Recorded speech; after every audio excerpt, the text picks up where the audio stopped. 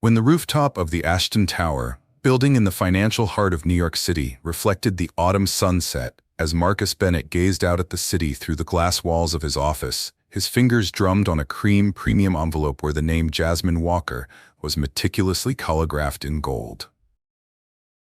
The Patek Philippe watch on his wrist read 7:43 p.m., but the day was far from over.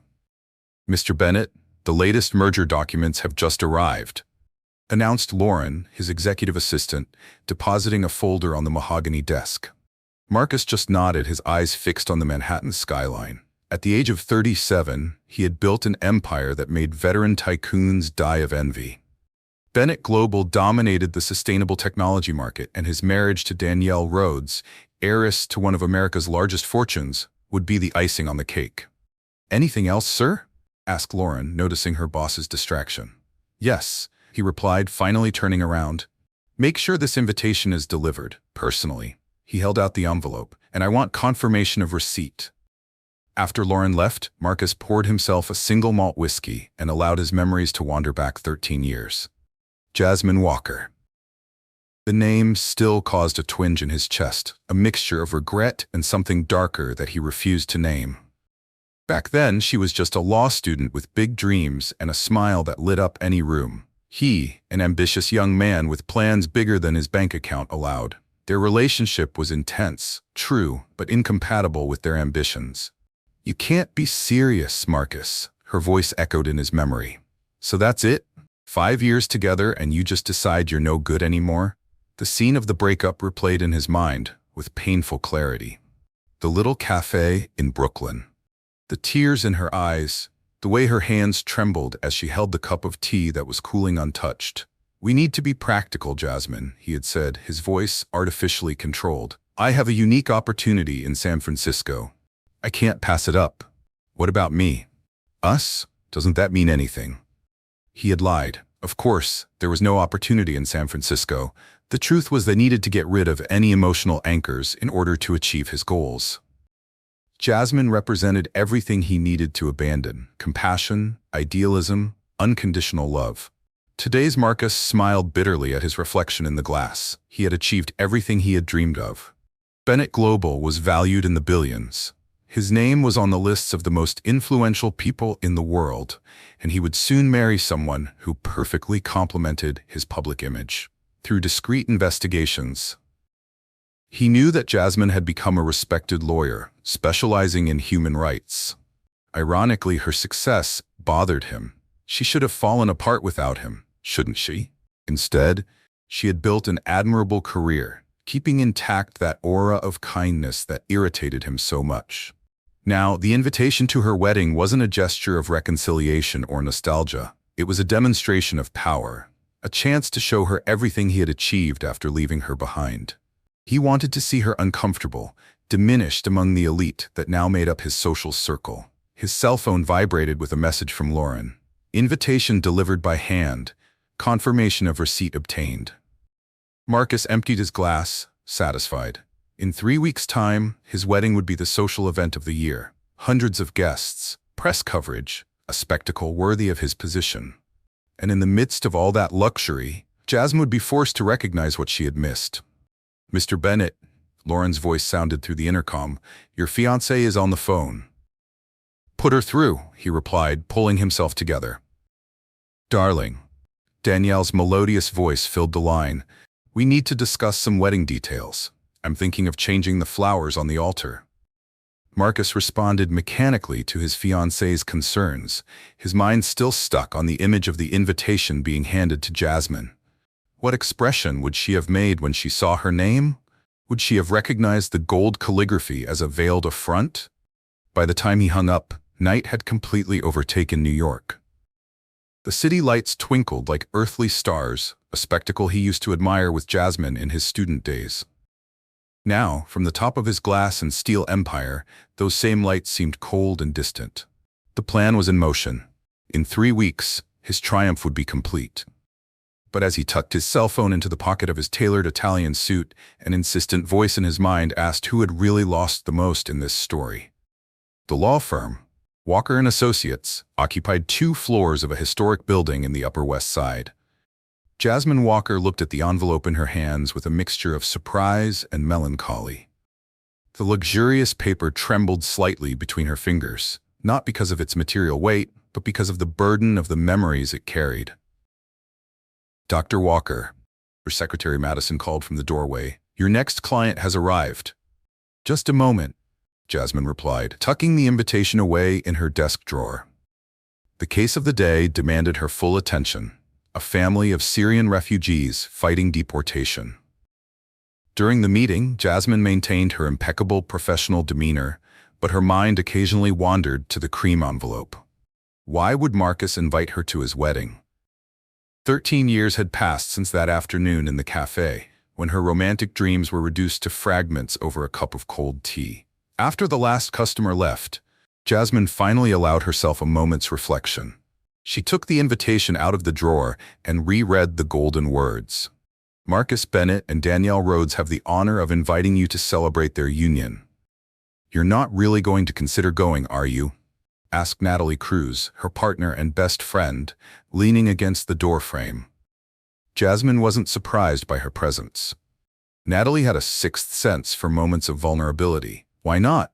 replied Jasmine, trying to sound casual. "It was a long time ago." Natalie crossed the room, taking a seat in the leather armchair opposite Jasmine's desk. "Maybe because he broke your heart in a calculated way, and then built an empire by stepping on people like the ones we defend every day." Jasmine smiled sadly. "Sometimes, Nat, the best way to close a chapter is to attend its end." The silence that followed was interrupted by the ringing of Jasmine's cell phone. It was a message from her mother, Gloria. "I saw in the papers about his wedding. Are you all right, dear?" Her mother's concern took her back in time. Gloria had been her safe haven during the dark months following her breakup with Marcus. It was she who encouraged her to turn her pain into purpose, channeling her energies into her studies and later into social causes. "You know what's ironic?" said Jasmine, breaking the silence. "While he was building his empire, I discovered my true vocation. Every case we defend, every family we help, fulfills me in a way that no money ever could." Natalie leaned forward. "So why give him the satisfaction of seeing you at the wedding?" "Because I have nothing to hide or be ashamed of," Jasmine replied, her voice becoming firm. "That naive girl he left behind has turned into someone who is proud of her choices." The rest of the afternoon passed between meetings and phone calls. In the evening, Jasmine decided to walk to her apartment on the Upper West Side, a habit she had kept up since she was a student. The neighborhood had changed a lot, but it still held traces of her history with Marcus. She passed the cafe where it had all ended, now transformed into a vintage clothing store. She remembered how she had cried there, but also how those tears eventually dried up, giving way to a determination that surprised her. In her apartment, Jasmine made herself a cup of tea and sat by the window. New York pulsed outside, indifferent to the personal dramas of its inhabitants. She took out her laptop and typed Marcus Bennett into Google. Dozens of articles about his business achievements appeared, along with photos of him and Danielle Rhodes at social events. "What do you want to prove, Marcus?" she muttered to herself, looking at a recent photo of him. The ambitious boy she had known had turned into an imposing businessman, but his eyes, there was something about them that seemed empty. Her phone rang again. It was Richard Collins, a fellow who had also received an invitation to the wedding. "Jasmine, I've just heard that you've been invited. Will you be attending?" "Yes, Richard, I will." "Good, because I have some interesting information about Bennett Global that you should know." Jasmine interrupted him gently. "I'm not interested in gossip or bombastic revelations, Richard. I'm going to the wedding as a guest who genuinely wishes the bride and groom happiness." After hanging up, Jasmine took an old box from her closet. Inside, carefully preserved, was a photo of her and Marcus at his graduation. They were both smiling, full of dreams and promises. Gently, she put the photo back in the box. She picked up the invitation and wrote her reply. "Jasmine Walker thanks you for the invitation and confirms your attendance." Simple, direct, with no room for dubious interpretations. Jasmine felt a strange peace. Marcus might have planned her presence as part of some social game, but she would attend on her own terms, not as a bitter ex-girlfriend or an adversary, but as someone who had found her own path to happiness. Night was advancing over New York, and Jasmine finally allowed herself to smile.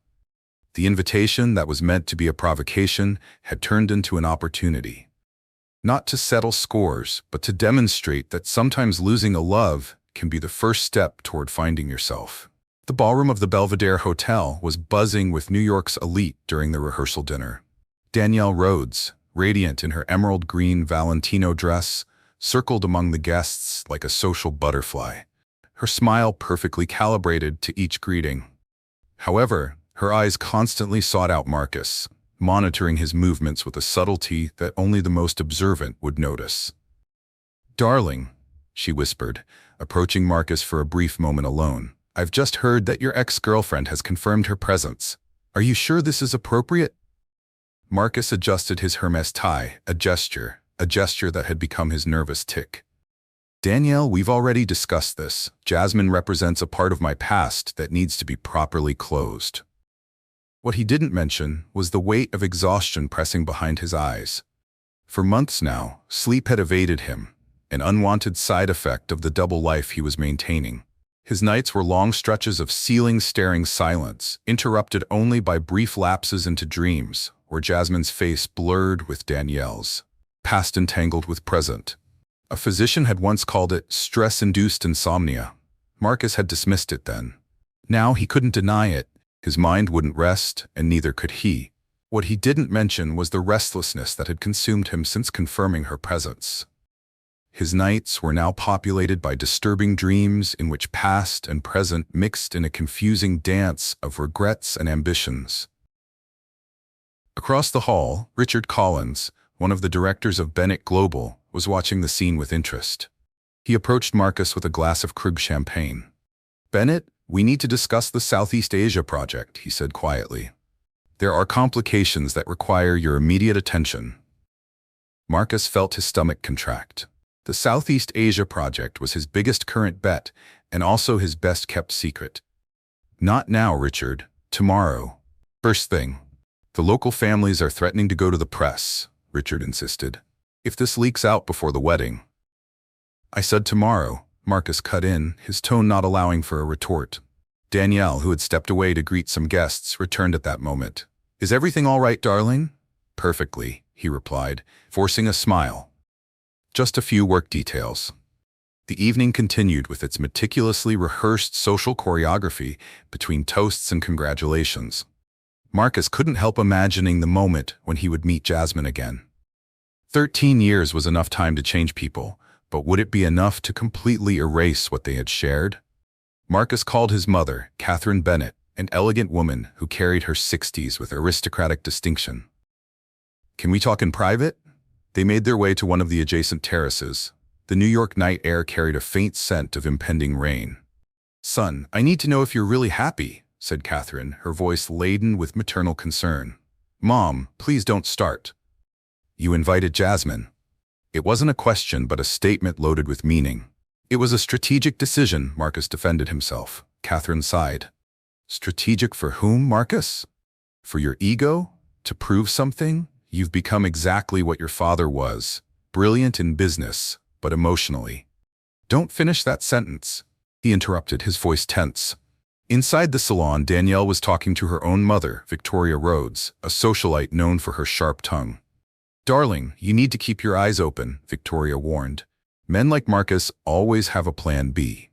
"Mom, we've already talked about this. The prenuptial agreement is signed. The terms are clear." "I'm not talking about money, Danielle. I'm talking about broken hearts and ruined reputations." The party continued its course, but beneath the shimmering surface of laughter and champagne, undercurrents of tension and unspoken secrets threatened to emerge. Marcus checked his cell phone compulsively, waiting for updates on the Southeast Asia project. Danielle watched his every move with growing apprehension. Toward the end of the evening, Richard approached Marcus again.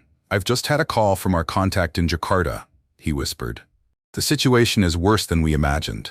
The families, they have proof, Marcus. Evidence that could destroy everything you've built." Marcus felt the weight of the world on his shoulders. His empire, built with so much care and sacrifice, could crumble just as he was about to consolidate his social position with the perfect wedding.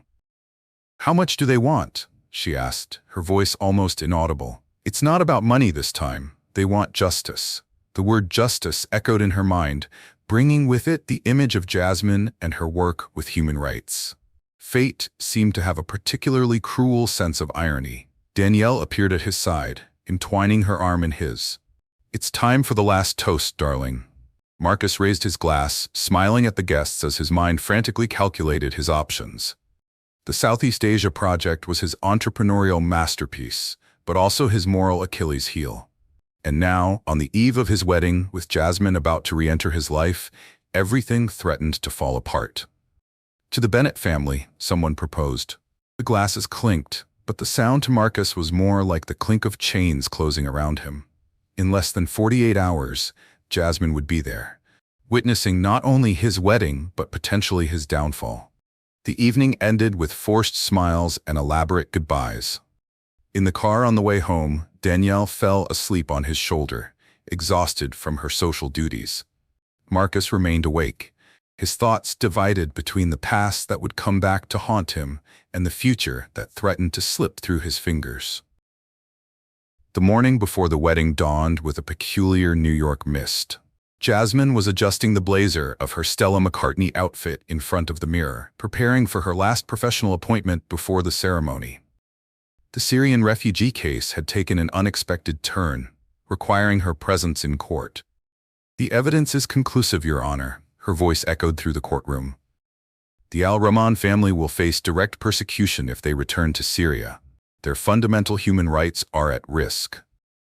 While defending that family, Jasmine couldn't help but notice the contrast between her current reality and the social event that awaited her in the evening. Across town, in the gilded halls of the Belvedere, a completely different story was unfolding. Danielle Rhodes was having her last moment of preparation in the hotel spa. Her hands were shaking slightly as she checked her phone once more. An anonymous message received the night before was still bothering her.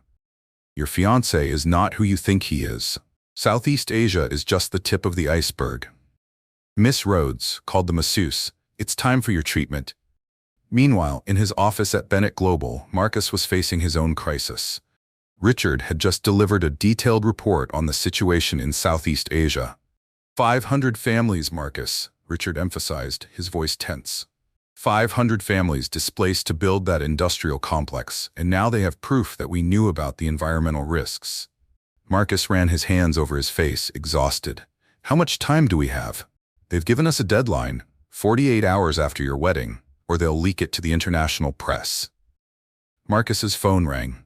It was Natalie Cruz, Jasmine's partner. "Mr. Bennett," her voice was icy, "I believe we have urgent matters to discuss regarding certain operations in Southeast Asia." Marcus felt his blood run cold. "How do you?" "Let's just say that some of these families have found suitable legal representation. My partner doesn't know yet, but after the wedding, we'll have a very interesting conversation." Back at the courthouse, Jasmine scored a crucial victory for the Al-Rahmans. While she was putting her documents away, her phone vibrated with a message from Danielle Rhodes. "Can we meet for coffee?" Urgent. The Waverly Cafe, with its Art Deco architecture, served as the setting for one of the most surreal encounters of Jasmine's life. Danielle was already waiting for her, her fingers drumming nervously on the untouched coffee cup. "Thank you for coming," began Danielle, her voice trembling slightly. "I know it's unusual, but I need to know. What was he like before he became that?" Jasmine observed the woman in front of her. Young, beautiful, clearly troubled. "Why are you asking me this the day before your wedding?" "Because I need to know if I'm making the biggest mistake of my life," Danielle replied, tears threatening to escape from her perfectly made-up eyes. On the other side of town, Marcus was receiving another unexpected visitor. Catherine Bennett entered his office unannounced. "Southeast Asia, Marcus? Really?" Her voice carried decades of disappointment. "Your father would be proud, and that's not a compliment." "Mom, you don't understand the Asian market." "No," she interrupted him. "You don't understand. Tomorrow, when you stand at the altar looking into Danielle's eyes, you will carry not only your lies, but the weight of hundreds of destroyed lives. Back at the cafe, Jasmine chose her words carefully. Danielle, the Marcus I knew died a long time ago, or maybe he never really existed. All I can say is that you need to trust your instincts. There's something going on, Danielle confessed. Something big, and I'm afraid to find out what it is. Meanwhile, Richard was coordinating a crisis team at Bennett Global. Documents were shredded, emails deleted, digital trails erased. But some truths are like water. They always find a way. Natalie Cruz, in her office, was organizing a folder marked Southeast Asia Project. Her hands rested on a private envelope addressed to Jasmine, containing evidence that could change everything. He decided to wait until after the wedding to reveal its contents. The afternoon progressed, and New York was preparing for the social event of the year. Jasmine returned to her apartment to get ready, her mind going over the conversation with Danielle. Her wedding dress, an elegant model in shades of sapphire, hung like a silent question. Marcus, in his penthouse, stared out at the city through the panoramic windows. His phone kept receiving messages, suppliers, guests, Richard with increasingly worrying updates on Southeast Asia. But one message in particular caught his attention. An old photo of him and Jasmine with the caption, "Some choices haunt us forever."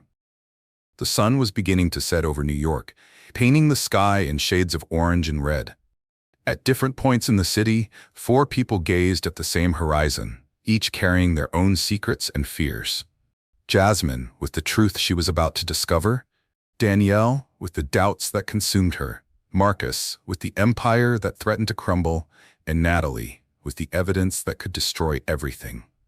The morning of the wedding arrived, with diffused light filtering through the New York clouds. In the main suite at the Belvedere, Danielle Rhodes stared at her reflection in the mirror as stylists and makeup artists orbited around her like anxious satellites. The Vera Wang dress, a masterpiece in French silk and lace, waited on her mannequin like a silent promise. "Darling, you're trembling," observed Victoria Rhodes, adjusting her daughter's veil. "It's normal to have prenuptial nerves." "They're not nerves, Mom," Danielle interrupted, her voice low enough for only Victoria to hear. "I received 3 more anonymous messages during the night, all mentioning Southeast Asia." Victoria paused slightly but kept her aristocratic composure. "Ignore them. They're just jealous people trying to ruin your big day." In his apartment in Tribeca, Marcus was adjusting the tie of his Tom Ford tuxedo when Richard burst into the room, ignoring the best man's protests. "It's just come out in the Financial Times," Richard whispered, showing his tablet.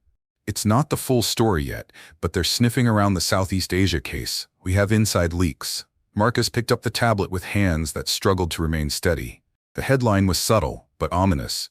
Bennett Global, questions arise over operations in Southeast Asia. "Cancel everything," Marcus ordered. "The wedding? Have you gone mad? There are 400 guests on their way." "The press." "Not the wedding, you idiot. The operations. In Southeast Asia. Transfer the funds to the subsidiaries in Cayman. Freeze the local assets." On the other side of town, Jasmine was finishing getting ready, her sapphire dress hugging her curves with understated elegance. Natalie arrived with coffee and a serious expression. "I can still stop you from going," Natalie offered, handing over a Starbucks cup. "Natalie, we've already discussed this." "Then I need to show you something first." Natalie hesitated, her hand resting on her bag where she kept the envelope with the evidence from Southeast Asia. But before she could continue, Jasmine's phone rang. It was Richard. "Jasmine, we need to talk. It's about Marcus and hundreds of families who need someone like you." "Richard, today is not the day. Believe me, today is exactly the day." At St. Augustine's Cathedral, the final preparations were taking place under the meticulous supervision of the wedding planner. White and gold flowers cascaded down the historic pillars, creating an ethereal atmosphere. The first guests began to arrive, among them diplomats, CEOs, and members of international high society. Catherine Bennett watched the arrangements with a knot in her stomach. Her driver had just delivered a confidential envelope, more documents on Southeast Asia, this time including photographs that made her maternal heart bleed. At the Belvedere, Danielle was getting the finishing touches when her chief bridesmaid rushed in. "Danny, you need to see this," she said, showing her. It was a thread on Twitter, starting to go viral, with hashtags mentioning Bennett Global and human rights. Danielle closed her eyes for a moment, remembering her conversation with Jasmine the day before. Call my father. Now. Meanwhile, Jasmine and Natalie were getting into their car and heading toward the cathedral. The envelope with the evidence weighed down Natalie's bag like lead. If I show you this now, Natalie began, you won't be able to keep your composure at the ceremony. Since when did keeping up appearances become more important than the truth? Since the truth can destroy lives. The New York traffic flowed slowly, as if time itself were reluctant to move forward. Marcus, in his limousine, alternated between frantic messages with his lawyers and sips of whiskey. In the cathedral, the guests were commenting on the absence of the bride's father, who was supposed to be receiving the first arrivals. Benedict Rhodes was at that moment locked in his office in Midtown, watching in horror as the shares in Bennett Global began a subtle but consistent fall. Jasmine arrived at the cathedral, her heart beating in an irregular rhythm that had nothing to do with social nervousness. Richard's words echoed in her mind, mixed with fragments of her conversation with Danielle. Photographers jostled on the steps, capturing every important arrival. Flashes exploded like tiny lightning bolts, freezing smiles that masked underwater tensions. Last chance, whispered Natalie, taking Jasmine's arm. I can show you what's in this envelope now, or we can wait until after the ceremony. But, I warn you, once you know, there's no going back. Jasmine looked at the imposing facade of the cathedral, at the guests in their gala outfits, at the New York sky that was beginning to darken with storm clouds. Some truths, she replied, can't wait another minute. The interior of the cathedral was a sanctuary of shadows and light, where centuries-old stained glass windows filtered the light in kaleidoscopic patterns. Jasmine, sitting on one of the side benches, felt the weight of the envelope Natalie had just handed her, as if it were made of lead. Her hands trembled slightly as she opened the seal.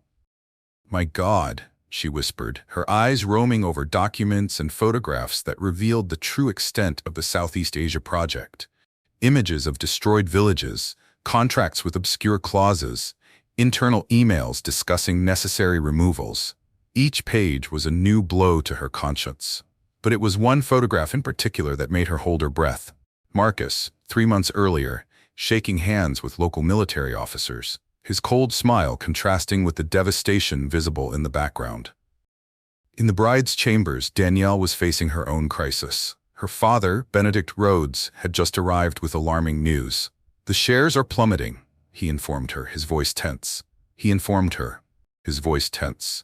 And that's just the beginning. If we have insiders, the full story will break all over the media in the next few hours. Danielle, still in her silk robe, looked at her wedding dress as if it were a suit of armor she no longer wanted to wear. How much? How much damage are we talking about? It's not just money, Danielle. It's reputation. It's lives. At the altar, the groomsmen were talking in intense whispers, compulsively checking their phones. Richard, sweating in his Italian tuxedo, was receiving increasingly worrying updates from his contacts in Asia. Marcus was isolated in the sacristy, his phone ringing incessantly. Catherine Bennett entered without knocking, her eyes shining with a mixture of anger and disappointment. I've just seen the photos, she said, her voice trembling. How could you? They were whole families, Marcus. Children. It was necessary for the growth of the company, he replied mechanically, as if reciting a corporate mantra. The Asian market? The market? Catherine interrupted. Your father destroyed our family because of the market. And now you. A sudden commotion in the main nave of the cathedral interrupted the discussion. Jasmine had stood up abruptly, papers still in her hands, silent tears streaming down her face. I need to talk to Danielle, she declared to Natalie. She needs to know, before. I know, Danielle's voice sounded clear and firm. She was standing at the side entrance, still without her wedding dress, but with a dignity that transcended any formal attire. Miss Rhodes, Jasmine began, but Danielle held up a hand to silence her. Please, show me everything, everything. The two women retired to a private room, while the guests began to notice that something was wrong. First, a murmur, then whispers that grew like a wave, amplified by the acoustics of the cathedral. Victoria Rhodes tried to keep up appearances, circulating among the guests with explanations about minor technical delays. But her social smile faltered every time she checked her phone. In the private room, Danielle examined the evidence with surreal calm. "So that's what he's become," she muttered, more to herself than to Jasmine. "I'm sorry," Jasmine offered. "No one should find out about something like that on their wedding day." "No," Danielle replied, raising her eyes. "Today is exactly the right day for the truth." Marcus, finally leaving the sacristy, was intercepted by Richard. "The journalists are at the cathedral door," Richard informed in a panic. "The Financial Times will release the full story in 15 minutes. Before Marcus could reply, Danielle emerged from the private room, followed by Jasmine. The contrast between the two women was striking. One in elegant casual clothes, the other still without her wedding dress, but both carried an unwavering certainty in their gazes. "The wedding is off," announced Danielle, her voice echoing through the nave. The chaos that followed was controlled only by the dignity of the sacred place. Guests whispered in shock. Cell phone cameras were discreetly raised. Press officers began typing frantically on their devices. "Danielle, we can talk about this," Marcus tried approaching. "Talk?" She laughed humorlessly. "How did you talk to those families before you destroyed their lives?" Jasmine watched the scene with a mixture of sadness and relief. 13 years ago, she had been the only one to suffer from meeting the real Marcus. Now, the whole world was about to meet him. Catherine Bennett approached Jasmine, lightly touching her arm. "You always knew, didn't you? Even back then, you saw who he really was." "No," Jasmine replied softly. "I saw who he could have been." In the hours that followed, the cancellation of the wedding turned the cathedral into an epicenter of controlled chaos. Guests retreated in discreet waves, smartphones vibrating with notifications of the first headlines about the Southeast Asia scandal. The Bennett name, once synonymous with business success, was now tainted with accusations that spread like fire through dry straw. Marcus sat alone in a pew in the cathedral, his posture still impeccable, but his eyes revealed a man watching his empire crumble. Richard was coordinating a crisis management team over the phone, his words echoing through the now almost empty sacred space. "We need an immediate press conference," Richard insisted. "The Asian markets open in a few hours." "There will be no press conference," interrupted Catherine Bennett, her voice sharp. "My son will face the consequences of his actions. First." In a private room at the Belvedere, Danielle sat between her parents while legal advisors discussed strategies to dissociate the Rhodes family from the Bennett scandal. "Daddy," Danielle broke the tense silence, "how much did you know about Southeast Asia?" Benedict Rhodes paled slightly. "Danielle, there are certain realities in the business world." "How much?" she insisted, her voice trembling. "Enough to have tried to warn you without compromising our own operations," Victoria replied in her husband's place. "Why do you think I was so insistent about that prenup?" Meanwhile, in a discreet cafe near the cathedral, Jasmine and Natalie were receiving an important call from Richard. "The families in Southeast Asia want you as their legal representative," Richard explained. "They've seen your human rights record." "And how do they even know about me?" Jasmine questioned. Natalie exchanged a meaningful glance with Richard over the video call. "Because I contacted them. Weeks ago, when we discovered the first evidence, they needed you. Someone who understood not only the law, but also Marcus Bennett." The New York sky gradually darkened, heavy clouds promising a storm that mirrored the emotional mood of the city. Marcus finally left the cathedral, only to be met by a wall of photographers and journalists. "Mr. Bennett, can you confirm the allegations of forced displacement in Southeast Asia?" "Mr. Bennett, there are rumors about bribes to local officials." "Mr. Bennett, Danielle Rhodes has already spoken out about the cancellation." Before his driver could make his way through the crowd, a familiar voice called out to him. "Marcus." It was Jasmine, standing a few meters behind him, holding a folder. He recognized it immediately, the same one he had seen earlier in Danielle's hands. "Not here," he said, his voice almost pleading. "Yes, here," she replied firmly, "because this is where you're finally going to have to face the truth." The camera flashes intensified, capturing the moment when predator and prey exchanged roles. Jasmine stepped closer, each step deliberate and firm. 13 years ago, you taught me a valuable lesson about ambition and power, she began, her voice clear enough to be heard by the nearby journalists. Today, I'm going to teach you one about justice and redemption. Catherine Bennett watched the scene from afar, her heart torn between maternal love and deep shame. Next to her, Richard was still trying to control the damage. The shares are already down 30%, he reported. Investors are panicking. Let them panic, Catherine replied.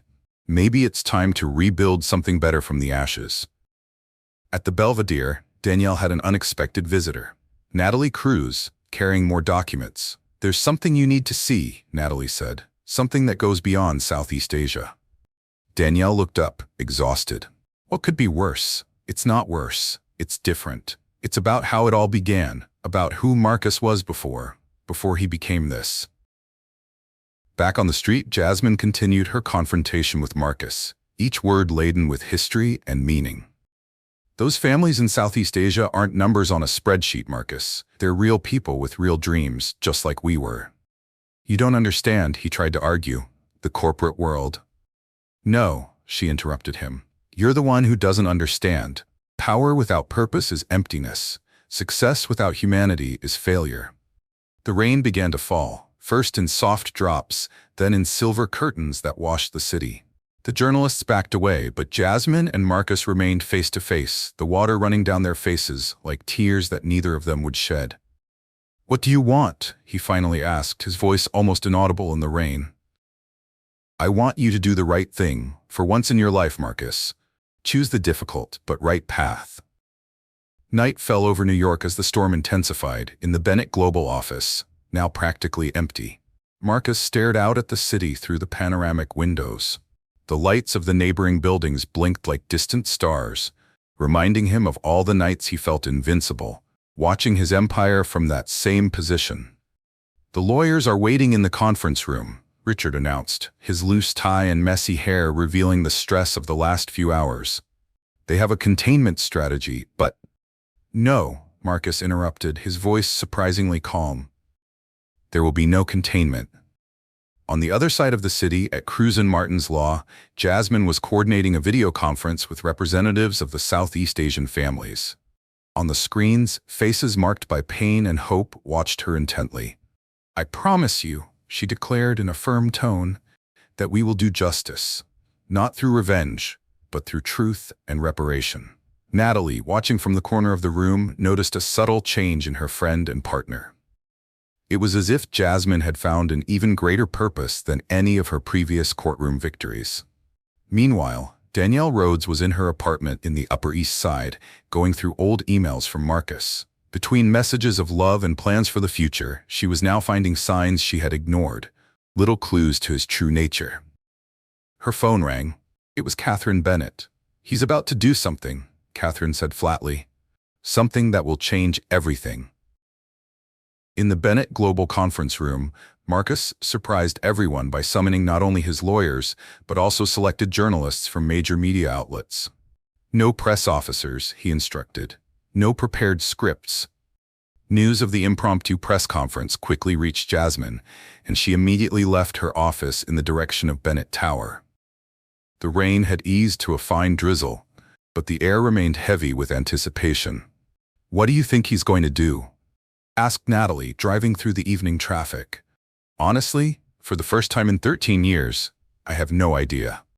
The conference room was packed when Marcus finally entered. Cameras were raised, recorders activated. For a moment, only the sound of rain against the windows broke the silence. 13 years ago, he began, his voice softer than anyone expected. I made a decision that defined my path. I chose power over love, ambition over humanity. Jasmine, who had just arrived and was standing near the door, felt her heart squeeze. She recognized in that tone something of the old Marcus, the man she had once loved. The Southeast Asia project wasn't a miscalculation or a poorly executed corporate decision, he continued. It was the direct result of who I chose to become. Today, I'm not here to defend myself or minimize my actions. Richard, pale, tried to intervene, but Marcus silenced him with a gesture. I'm here to take full responsibility. Bennett Global will not only suspend all operations in Southeast Asia, but also establish a compensation fund for the families affected. Journalists started firing questions, but Marcus continued. In addition, I am stepping down as chairman of the company. The board will receive my letter of resignation later today, along with a detailed restructuring plan that prioritizes ethical and sustainable practices. Catherine Bennett, who was watching the whole thing from a corner of the room, felt silent tears run down her face. For the first time in years, she was seeing her son emerge from the shadow he had become. Danielle, who had arrived discreetly during the announcement, approached Jasmine. "Did you know he would do this?" she asked quietly. "No," Jasmine answered honestly. "But maybe he's been waiting for this all these years." The next few hours were a whirlwind of official statements, international calls, and emergency board meetings, while the empire he had built began its transformation. Marcus remained in his office, removing personal items from his drawers. He found an old photograph, yellowed by time, him and Jasmine at her graduation, both smiling with the innocence of youth. Behind the photo, a handwritten message, "I will always believe in the man you can be." A soft knock on the door interrupted his thoughts. It was Jasmine. "The family representatives want a personal meeting," she informed him, "in Southeast Asia." "I know," he replied. "I've already arranged the tickets." "It won't be easy," she warned, "facing the real consequences of your actions." "Nothing worthwhile is easy," he quoted, a ghost of a smile on his lips. "You taught me that, remember?" The city continued its nocturnal dance outside, indifferent to the dramas unfolding in its steel and glass bowels. But inside that office, something fundamental had changed. It wasn't forgiveness. It was too early for that. It wasn't redemption. That would have to be earned. It was perhaps the first genuine step toward the person Marcus could have been, and could still become. Yangon, Southeast Asia. The humid, intense heat enveloped the city like a suffocating blanket. Marcus, wearing a light beige suit, watched out of the car window as they drove through busy streets toward their first meeting with the affected families. Jasmine, sitting next to him, reviewed documents with a concentrated expression. The silence between them was punctuated only by the sound of the air conditioning and the buzz of the city outside. "The first family we're going to meet is the Thaunt family," she said, breaking the silence. "They've lost not only their land, but 3 generations of history." At the hotel, Catherine Bennett was following the international news about Bennett Global. The company's shares had stabilized after their initial fall, but the real work had only just begun. "The shareholders are divided," Richard reported via video call. "Half want your head, the other half see this as an ethical rebranding opportunity." "And Danielle?" Catherine asked, noting the absence of news about her son's ex-fiancée.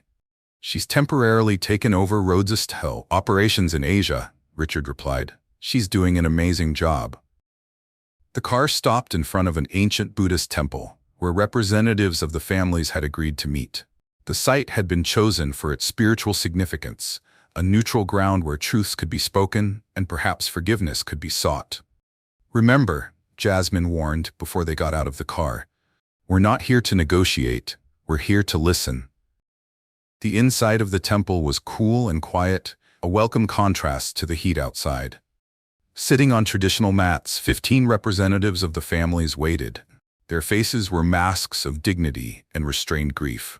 Yumin Thaunt, a gray-haired gentleman with piercing eyes, was the first to speak. "Mr. Bennett," his voice was soft but firm, "have you come to see for yourself what your papers and numbers really mean?" The next 2 hours were a succession of stories that made Marcus question every decision he had made in recent years. Stories of homes destroyed, crops lost, lives disrupted, not by natural disasters or wars, but by decisions made in air-conditioned boardrooms thousands of miles away. "My granddaughter," an elderly woman said, silent tears streaming down her wrinkled face, "asks me every night when we can go home. What answer should I give her?" Jasmine translated every word, every emotion, keeping her voice professional, even as her own hands trembled slightly. During a pause, Marcus stepped outside for air.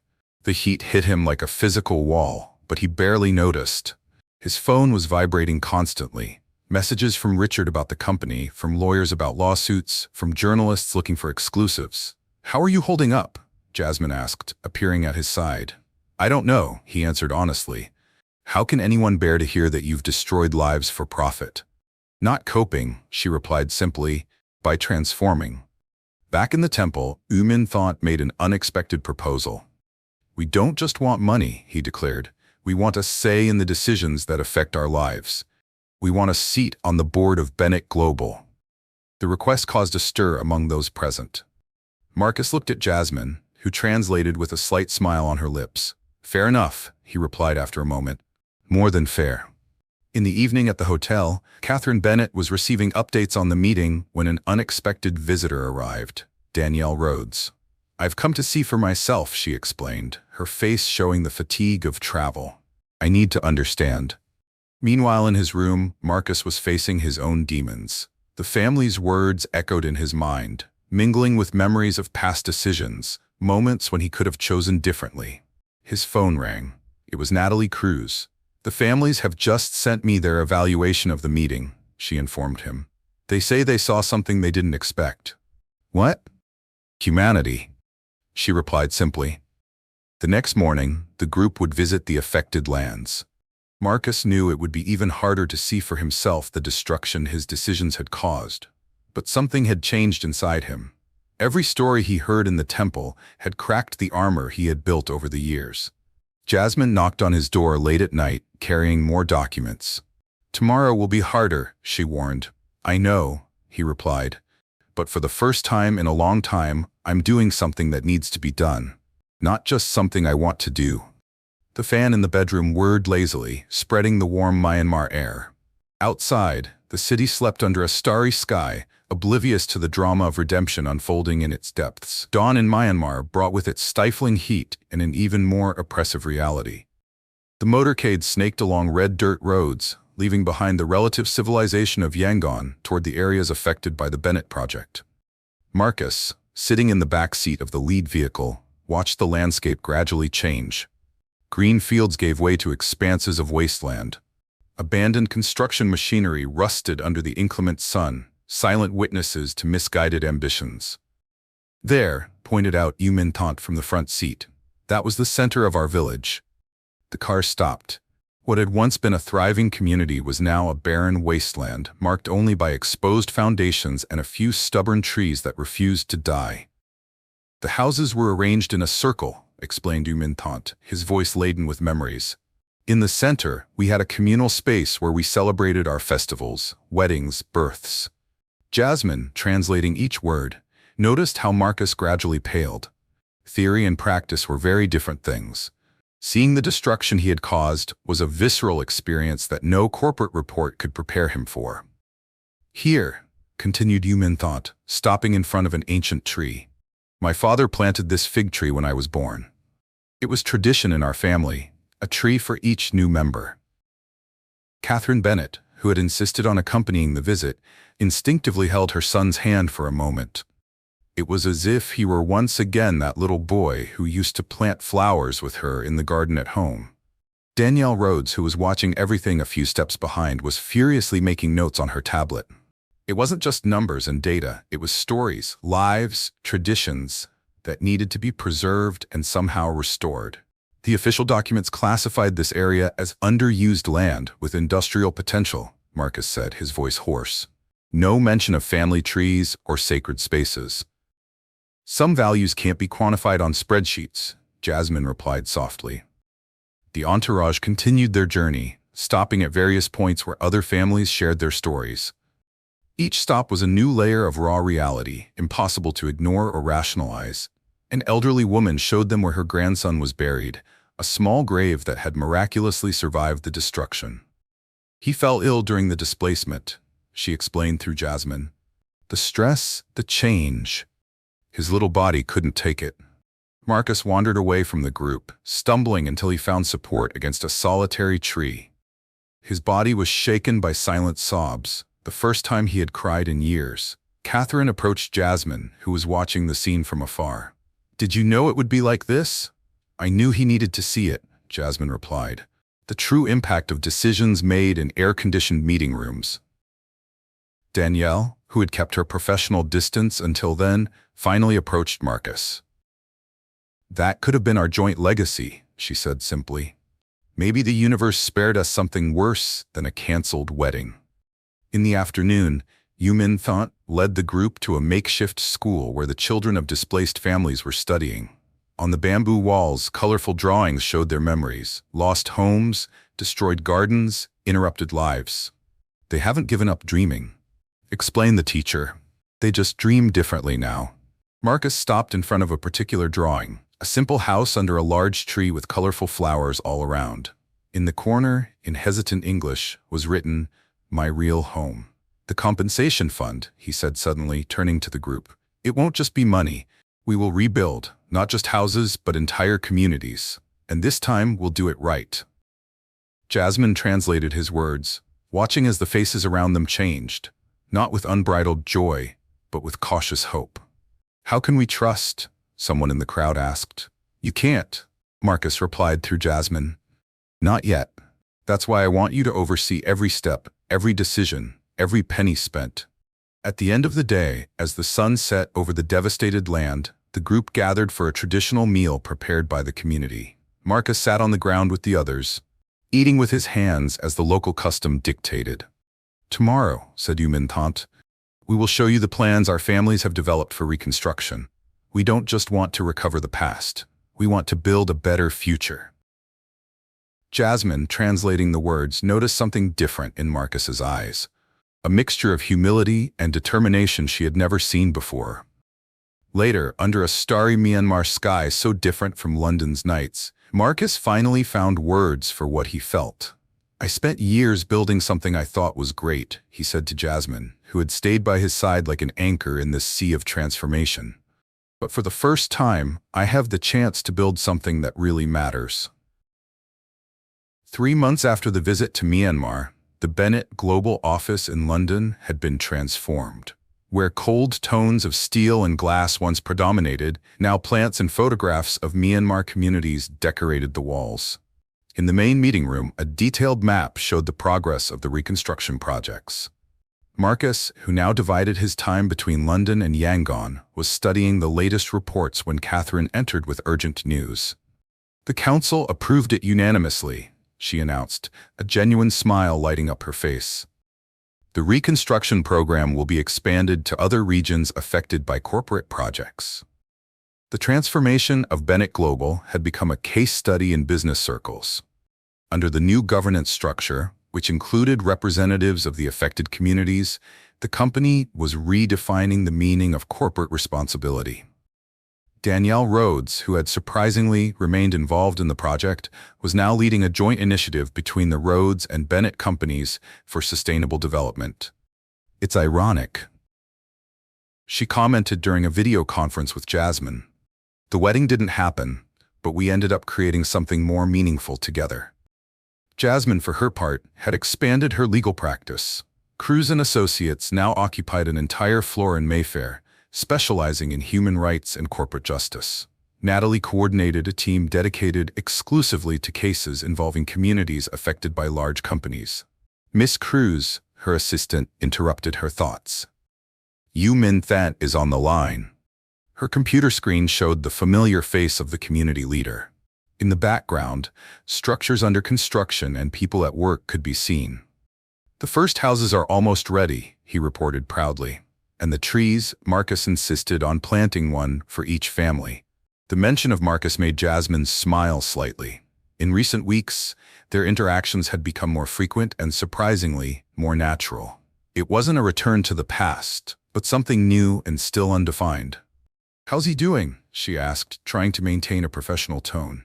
"Different," replied humiliate after a reflective pause. "He listens more than he talks now, and his hands have calluses from real work." In Myanmar, Marcus had indeed abandoned his tailored suits for more practical clothes. He spent whole days on the construction sites, learning from the locals, taking an active part in the reconstruction. Catherine, who occasionally visited her son, barely recognized him, not just outwardly, but in essence. "You look at peace," she had told him once. She commented during one of these visits. "It's not peace, exactly," he replied, wiping the sweat from his brow. "It's purpose." News of Bennett Global's transformation began to influence other corporations.